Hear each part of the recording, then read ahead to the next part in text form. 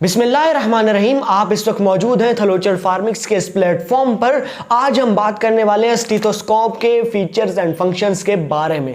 Sorry stethoscope नहीं होता, stethoscope कहना है आपने इसको। इसकी प्रोनाउंसिएशन बहुत से लोग गलत करते हैं कि स्टेथोस्कोप नहीं भैया, दैट इज द स्टेथोस्कोप। ठीक है, अब सबसे पहले हम इसकी चीज़ों को जान लेते हैं कि इसकी चीज़ें कैसे कैसे काम करती हैं, बल्कि हैं कौन सी काम मैं आपको बाद में बताऊंगा। सबसे पहले आपकी स्क्रीन पर ये सामने आपको नजर आ रहा है, इसे हम कहते हैं डायफ्राम। ये है इसकी बेल, ठीक है, और इसके दरमियान ये जो गोल गोल है, डायफ्राम और बेल के दरमियान ये जो गोल गोल है, इसे हम ड्रम कहते हैं। और अगर मैं इसकी बात करूं तो ये हमारे पास एयर टिप्स हैं जो हम कानों में लगाते हैं।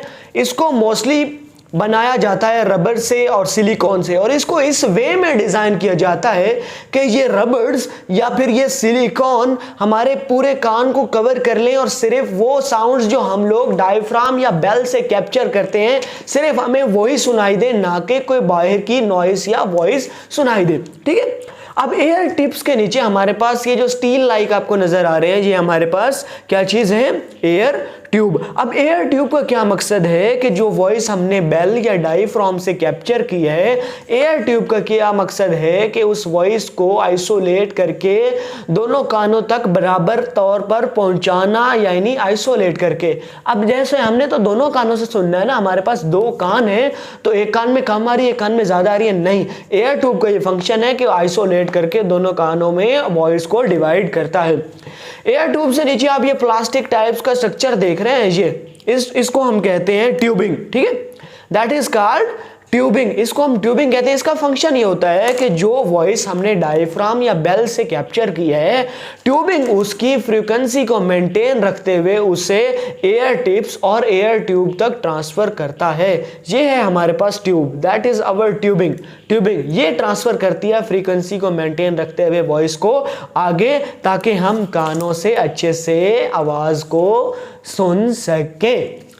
डॉक्टर एलेक्स इस बात पर जोर देते हैं कि just as we wash hands between each patient, clinicians should disinfect their stethoscopes after every patient assessment. जिस तरह हम हर मरीज के दरमियान हाथ धोते हैं, मौलजीन को हर मरीज की तशखीस के बाद अपने स्टेथोस्कोप को जरासीम से पाक करना चाहिए। लेकिन याद रखना, मेहरबानी करके हार्श केमिकल्स और हैंड सैनिटाइजर से बचाना किसको, इस गरीब स्टेथोस्कोप को। ठीक है, अब यूजेस की बात कर लेते हैं। तो इसके यूजेस में हम लोग हार्ट की साउंड सुनते हैं, इससे हम लंग्स की साउंड्स को सुन सकते हैं, हम अपने ब्रूट्स को डिटेक्ट कर सकते हैं। ब्रूट्स को कैसे डिटेक्ट करते हैं? ब्रूट्स होता क्या है? A bruit is the sound of blood flowing through a narrowed portion of an artery. हमारी किसी भी शरीयान के तंग हिस्से से बहने वाले खून की आवाज को क्या कहते हैं? ब्रूट। हम स्टेथोस्कोप की मदद से ब्रूट्स को भी डिटेक्ट कर सकते हैं। उसके साथ साथ हम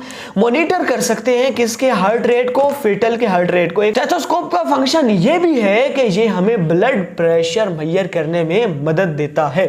और हार्ट की कौन कौन सी आवाजें सुन सकते हैं? जो मेन S1 एंड S2 जिसे हम लब या डब कहते हैं, S3 और S4 तो हमें तब सुनाई देती है ना जब हार्ट में कोई इंपेयरमेंट हो, कोई खराबी हो, तब हमें S3 और S4 सुनने को मिलती है।